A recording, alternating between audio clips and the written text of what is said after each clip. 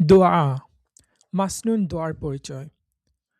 দোয়া শব্দের আভিধানিক অর্থ ডাকা, আহ্বান করা। মানুষ দুনিয়া ও আখিরাতের বিভিন্ন বিষয়ে আল্লাহর নিকট যে প্রার্থনা বা আবেদন জানায় তাই দোয়া। আর মাসনুন শব্দের অর্থ সুন্নাত সম্মত। অতএব মাসনুন দোয়া হল সুন্নাত সম্মত দোয়া। পরিভাষায় রাসূলুল্লাহ সাল্লাল্লাহু আলাইহি ওয়াসাল্লাম বিভিন্ন সময়ে বিভিন্ন ক্ষেত্রে যেসব দোয়া করেছেন সেগুলোকে মাসনুন দোয়া বলে। দোয়া অন্যতম ইবাদত। হাদিস শরীফের ভাষায় দোয়া ইবাদতের মগজস্বরূপ। দুনিয়া ও আখিরাতের কল্যাণ লাভের উদ্দেশ্যে কাকুতি মিনতির সাথে কায়মনোবাক্যে আল্লাহর নিকট দোয়া করা উচিত। দোয়ার ক্ষেত্রে ব্যবহৃত আরেকটি শব্দ হল মোনাজাত। এর আবিধানিক অর্থ অন্তরের কথা চুপিসারে বলা, চুপে চুপে কথা বলা। পরিভাষায় আল্লাহর সাথে বান্দার সকল কথা, কথোপকথন, জিকির, প্রার্থনা ও দোয়াকে মোনাজাত বলা হয়। কুরআন মাজিদ থেকে দুটি দোয়া। পবিত্র কুরআন মাজিদ হতে মোনাজাতের দুটি দোয়া নিম্নে প্রদত্ত হল: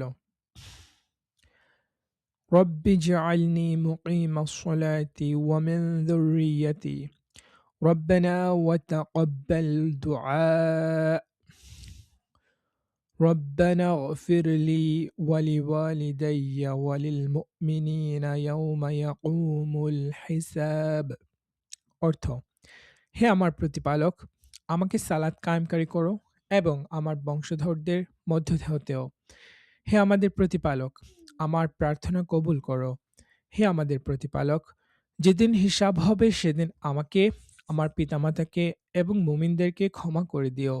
সূরা ইব্রাহিম আয়াত 40-41। রব্বানা ইগফির লানা ওয়া লিইখওয়ানিনা الذين ربنا اغفر لنا ولإخواننا الذين سبقونا بالإيمان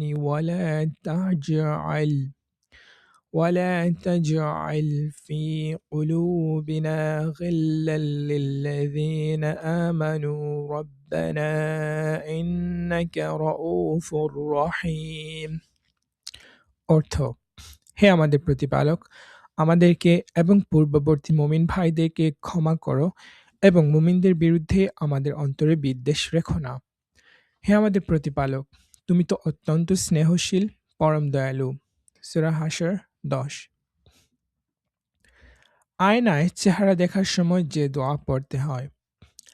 আয়নায় নিজের চেহারা দেখার সময় পড়বে আল্লাহুম্মা হাসসানতা খলকি ফাহাসসিন খুলকি। অর্থ: হে আল্লাহ, তুমি আমার আকৃতি সুন্দর করেছ, আমার চরিত্রও সুন্দর করে দাও। রাগের সময় ও হাই উঠলে যে দোয়া পড়তে হয়। রাগ উঠলে দাঁড়ানো অবস্থায় থাকলে বসে যাবে, এতে রাগ না থামলে শুয়ে পড়বে। অন্য হাদিসে এসেছে রাগ হলে অজু করবে এবং নিচের দোয়া পড়বে: আউযু বিল্লাহি মিনাশ শাইতানির রাজীম। অর্থ: আমি আল্লাহর নিকট বিতাড়িত শয়তান হতে আশ্রয় প্রার্থনা করছি। হাই উঠলে মুখের উপর হাত রাখবে এবং পড়বে লা হাওলা ওয়ালা কুওয়াতা ইল্লা বিল্লাহ।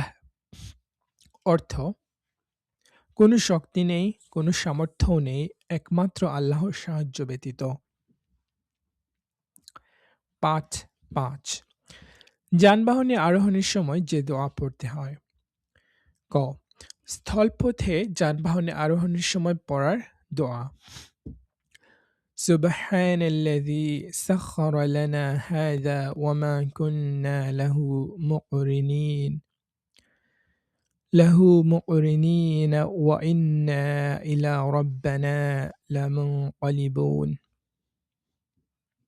অর্থ: পবিত্র সে মহান সত্তা, যিনি একে আমাদের বশীভূত করেছেন, যদিও আমরা একে বশীভূত করতে সমর্থ ছিলাম না। আর নিশ্চয়ই আমরা আমাদের প্রতিপালকের নিকট প্রত্যাবর্তন করব। জুহরুফ 13-14। খ.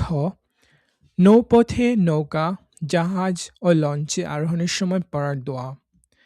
বিসমিল্লাহি মাজরিহা ওয়া মুরসাহা ইন্না রাব্বি লাগফুরুর রহিম। অর্থ, আল্লাহর নামে এর গতি ও স্থিতি। নিশ্চয়ই আমার প্রতিপালক অত্যন্ত ক্ষমাশীল ও পরম দয়ালু। সূরা হুদ ৪১। ৫ ওয়াক্ত সালাতের পর যে তাসবিহ পড়তে হয়। সুবহানাল্লাহ, আল্লাহর পবিত্রতা ঘোষণা করছি ৩৩ বার। আলহামদুলিল্লাহ, সকল প্রশংসা আল্লাহর জন্য ৩৩ বার। আল্লাহু আকবার, আল্লাহ সর্বশ্রেষ্ঠ ৩৪ বার।